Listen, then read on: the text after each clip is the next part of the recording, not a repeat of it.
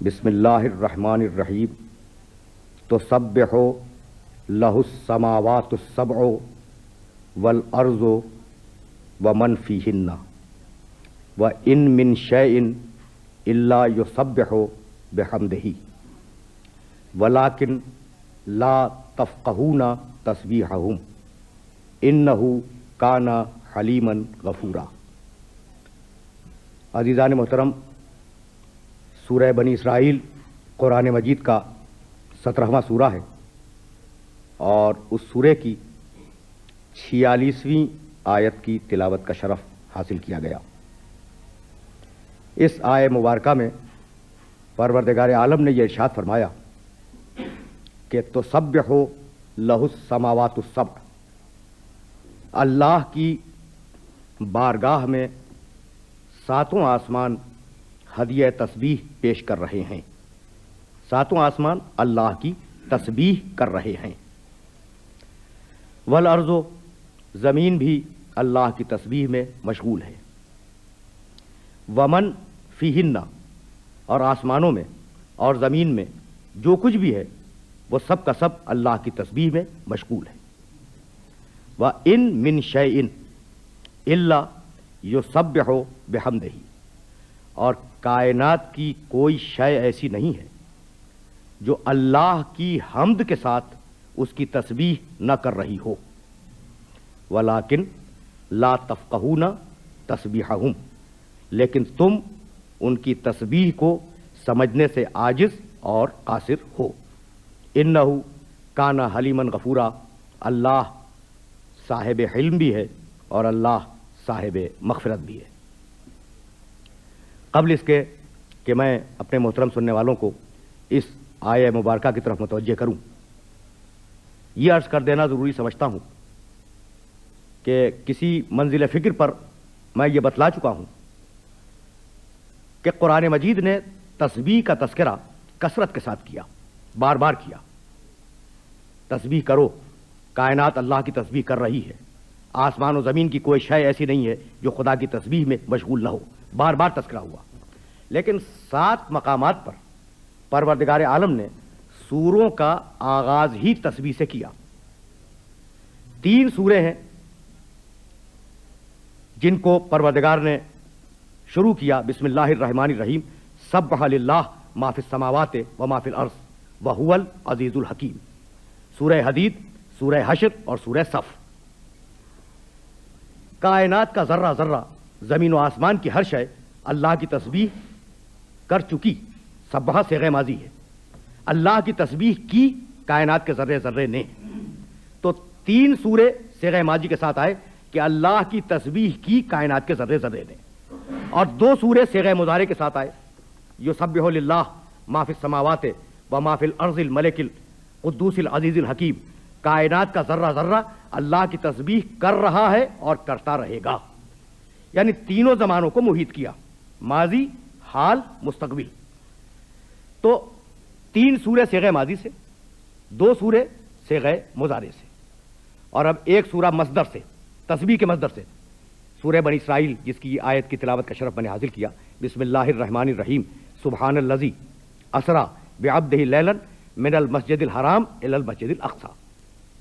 بے عیب ہے وہ ذات، سبحان کے معنی بے عیب، بے عیب ہے وہ ذات جو لے گئی اپنے بندے کو مسجد الحرام سے مسجد اقصی تک۔ تو اب یہ 6 سورے ہو گئے۔ 7واں سورہ جو تسبیح سے شروع ہوا وہ ہے سورہ اعلیٰ، بسم اللہ الرحمن الرحیم، سبح اسم ربک الاعلیٰ، حبیب اپنے رب اعلیٰ کے نام کی تسبیح کرو۔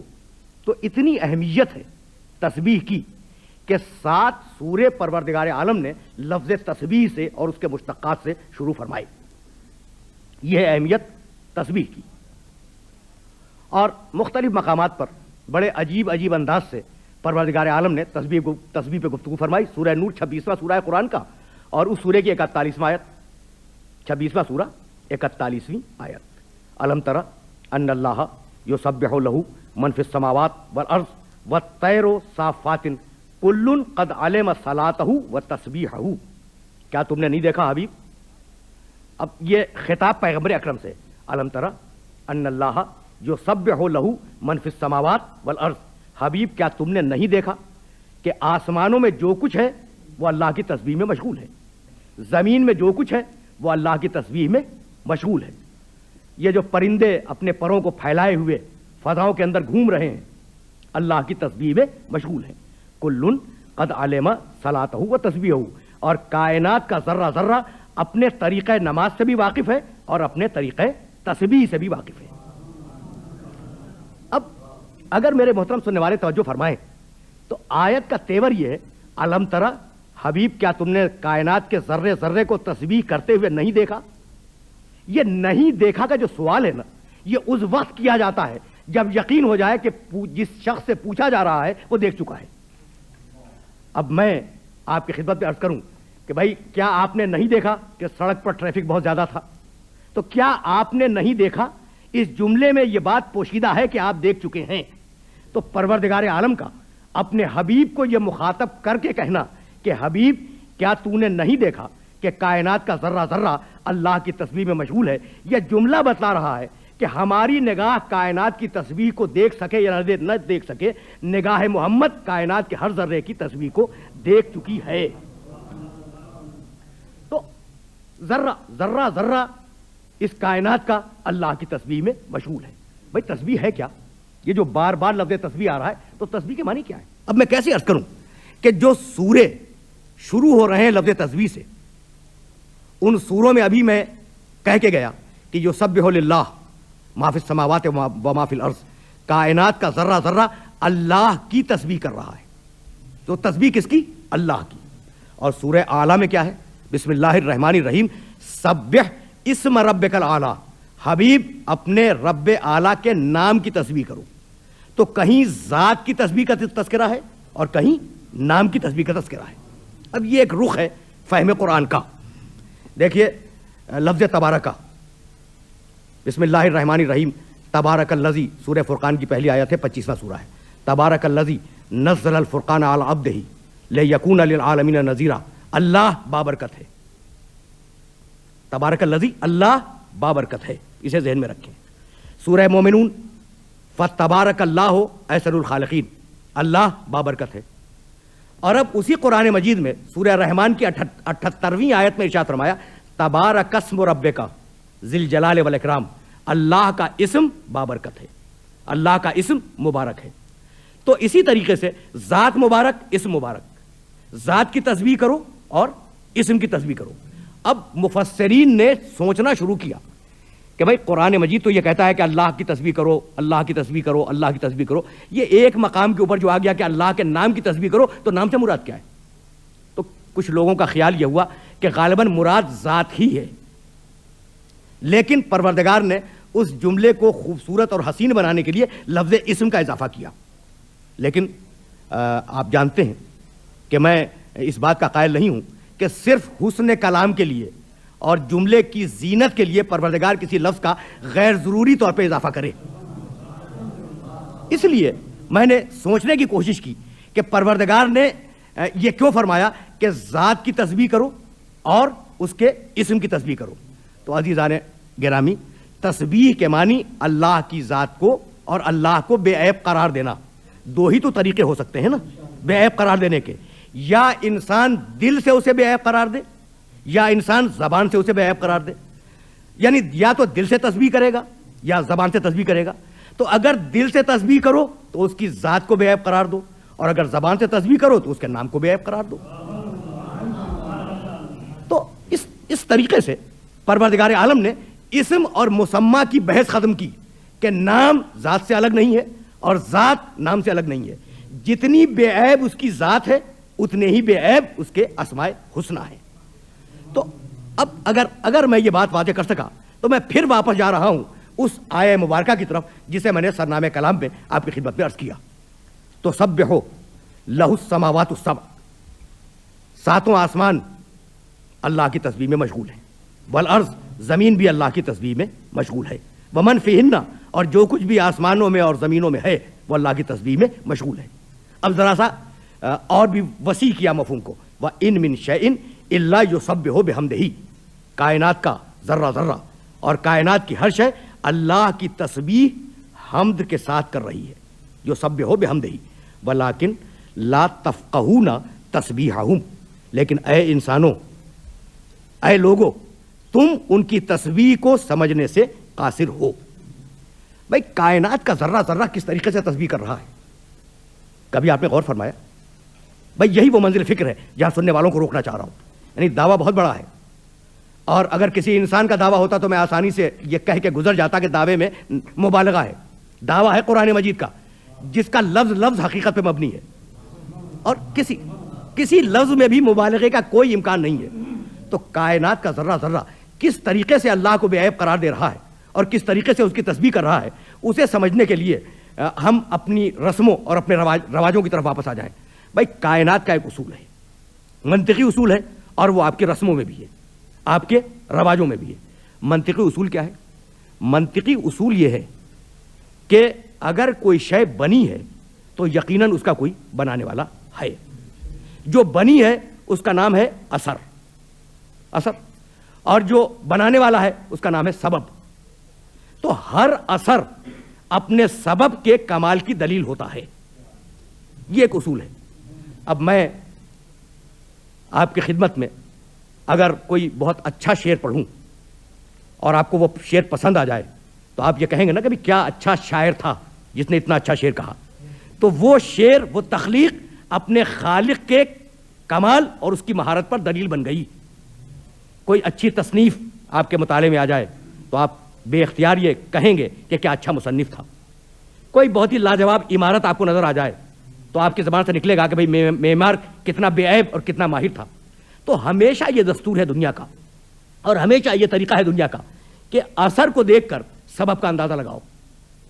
اگر کوئی اچھا بچہ، مہذب، شائستہ، تربیت یافتہ آپ کے سامنے آ جائے تو آپ کے ذہن میں فوری یہ بات آ جائے گی کہ کتنے اچھے ماں باپ ہیں اس کے، کہ انہوں نے اس کی اتنی خوبصورت تربیت کی۔ تو ہمیشہ اثر سے سبب کا اندازہ لگایا جاتا ہے۔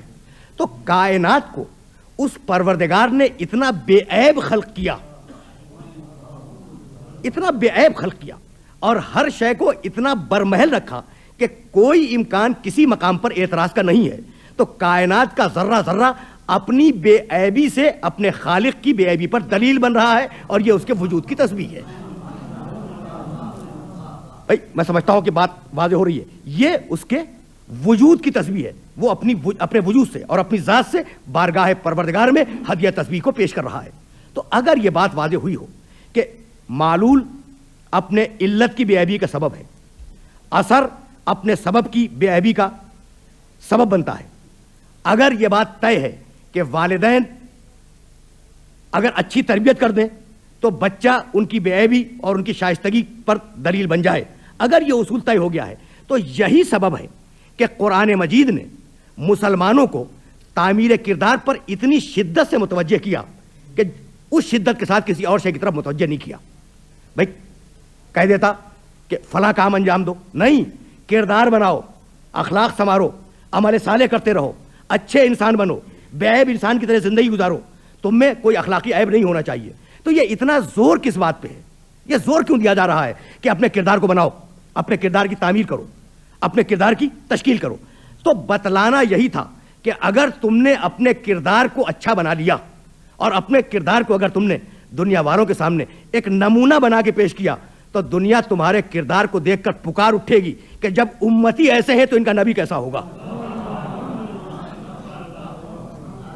جب امتی جب ایسے ہیں اور اس معیار کے ہیں تو ان کا نبی کیسا ہوگا۔ اور جب نبی نے ایسی تربیت کی تو جس نبی نے ایسی تربیت کی اس کا خدا کیسا ہوگا۔ یہ ہے تسبیح انسان کے ذات کی، یہ ہے تسبیح انسان کے ذات کی، انسان کے کردار کی، کہ اپنے پورے کردار اور اپنی پوری ذات سے پروردگار کی تسبیح کرو۔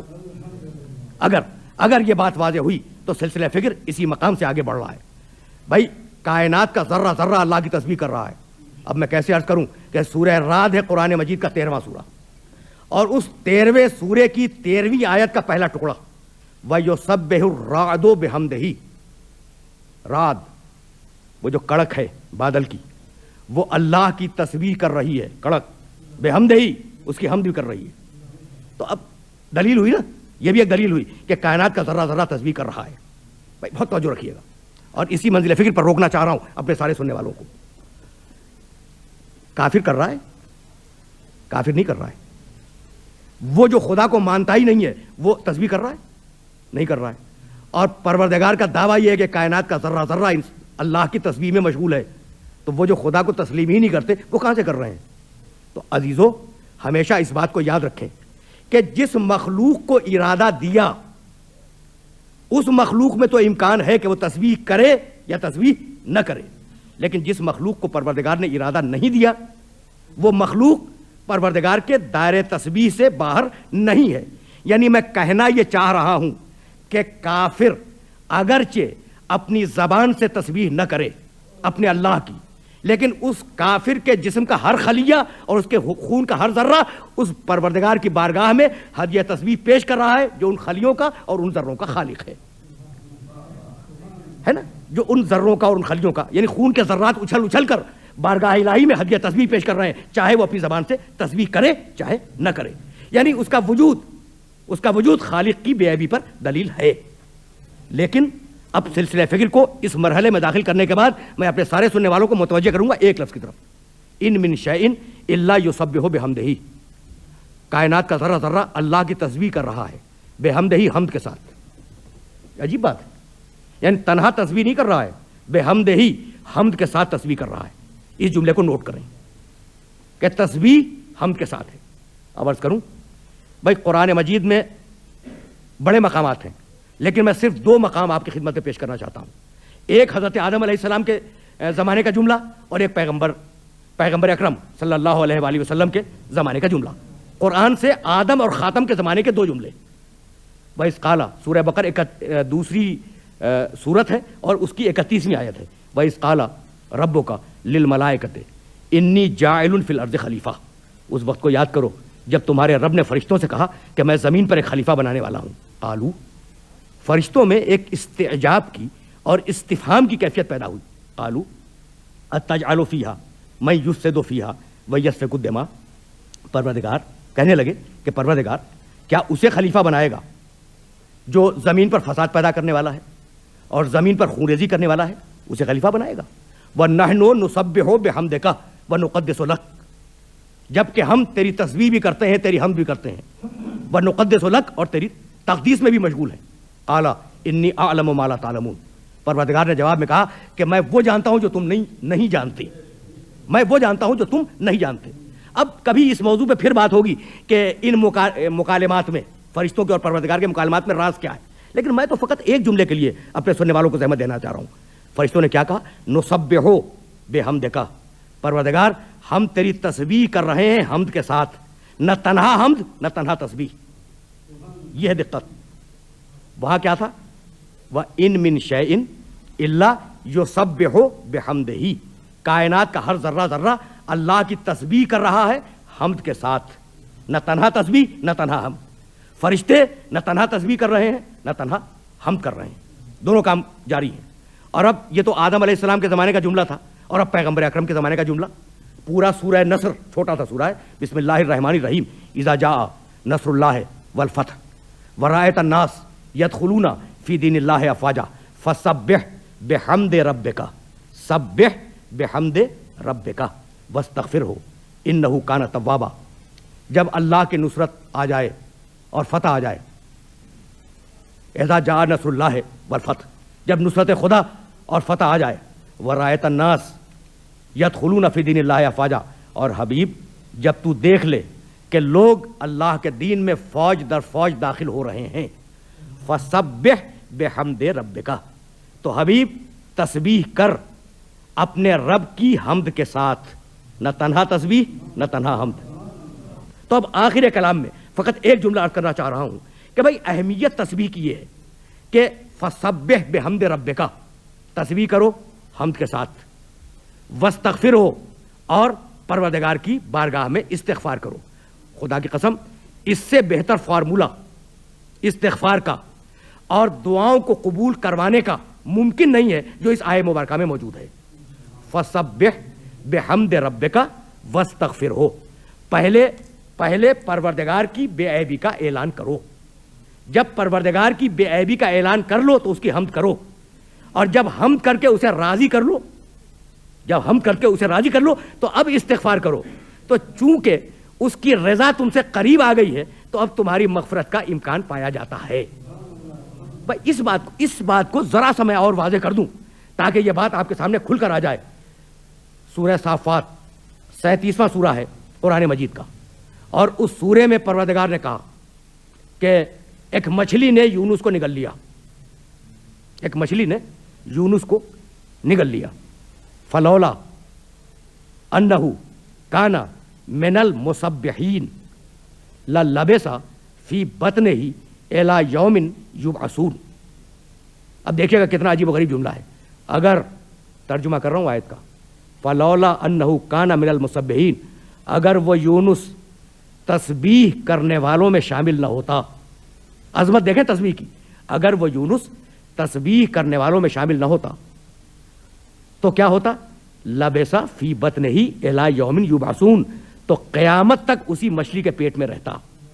تسبیح نے یونس کو بچا لیا. کتنی عظیم ہے تسبیح, اللہ کی تسبیح کتنی عظیم ہے. تسبیح نے یونس کو مچھلی کے پیٹ سے بچا لیا اور پھر دنیا میں واپس پہنچا دیا. یہ ہے کمال تسبیح کا. اب وہ تسبیح کیا تھی یونس کی؟ گفتگو تمام ہو گئی. اب وہ یونس کی تسبیح کیا تھی؟